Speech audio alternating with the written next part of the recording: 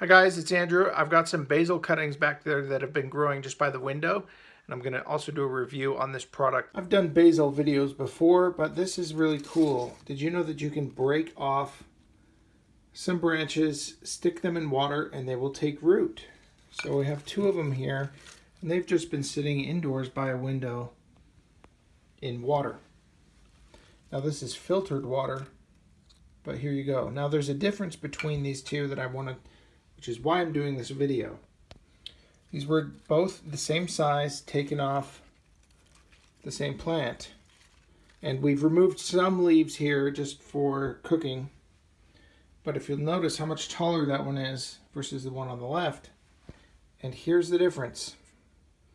Take root. This is a rooting hormone. And you just follow the directions, very simple. Before you put it in water, you just kind of dip the torn off stems slightly damp in the powder, shake it off. You can see the root growth. Check that out. That's incredible. I may just go totally aquaponic on this, but there's a major difference. But it still works. It still works without it. But I will put a link in the description below where you can pick up some of that powder and you can grow your basil. Now, another thing that you want to do is pay attention.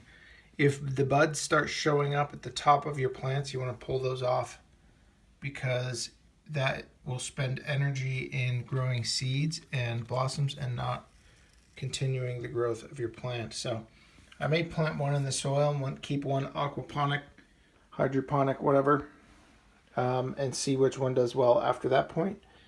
But for now, I just wanted to show you that's what you can do. One, you can take off some plants. You can do that. You can just grow from plant cuttings. Other plants you can't, but you can also do it with ivy. That's actually how this worked.